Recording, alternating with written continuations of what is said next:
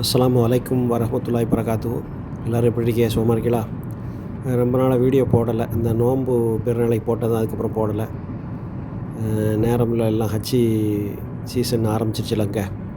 இன்னும் ஒரு மாதம் கிடக்கு. அதாவது மே 18 துல்ஹஜ்ஜி பெற இங்கே ஸ்டார்ட் ஆகுது.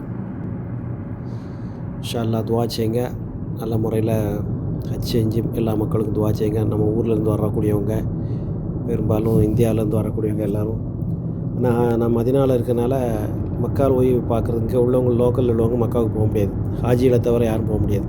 இங்கே உள்ள ரூல்ஸ். மற்றபடி மதினாவில் எல்லோரும் இங்கே இருக்கவங்க போய் பார்த்துக்கலாம், போகலாம், பிரச்சனை இல்லை. மக்காவுக்கு மட்டும் அலோடு இல்லை. யாரும் இங்கே சவுதி அரேபியாவில் இருக்கக்கூடியவங்க ஹஜ் டயத்தில் அந்த அனுமதி பெர்மிஷன் இல்லாமல் போக முடியாது. உள்ளே ஹஜ்ஜிக்கு போகிறவங்களுக்கு மட்டும்தான் அனுமதி. அதனால் மதினாவில் எல்லாம் ஹஜ்ஜி முடிச்சுட்டு ஹாஜிகள்லாம் அங்கே மதினாவுக்கு கடைசியில் வந்துட்டு தான் அதுக்கப்புறம் இந்தியாவுக்கு போவாங்க. அப்போ அவங்கள சந்திக்கக்கூடிய வாய்ப்பு இருக்குது. இன்ஷா அல்லாஹ் துவா செய்யுங்க. இது ஹிஜ்ரா road, Medina to Jeddah Mecca road. இந்த ரோடு வந்து நேராக மதினாவில் உள்ளே நுழைஞ்சி போனோம்னா கரெக்டாக கூப்பா பள்ளி வரும்.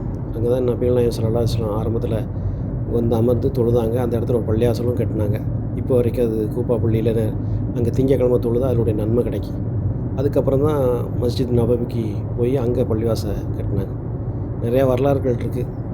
இங்கே வந்து ஹாஜிகள் வந்து அவங்களுக்கு தான் எல்லாம் அந்த ஷெட்யூல் போட்டு கரெக்டாக பார்க்குறாங்க.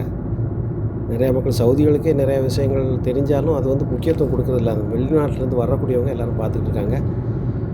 மக்கள் ஒவ்வொரு ஏரியாவும் பார்த்தா சில தோட்டங்கள்லாம் இருக்குது. அந்த ரசூல்லா காலத்தில் உள்ள தோட்டம், அவங்களாம் அது பார்க்க ஒரு வண்டிகளாக பஸ்ஸுகளாக நிற்கணும்னு பார்த்தா அந்த சரித்திரத்தை கேட்கும்போது நமக்கே அப்படியே அந்த சம்பவம் நடந்த இடமா இது அப்படின்னு தெரியக்கூடிய அளவுக்கு இருக்குது. இன்ஷா அல்லாஹ் துவா செய்யுங்க. எல்லா மக்கள் மதீனாவுக்கு வரதுக்கு துவா செய்யுங்க. இன்ஷா அல்லாஹ். அஸ்ஸலாமு அலைக்கும் வரஹ்மத்துல்லாஹி வரகாத்துஹு.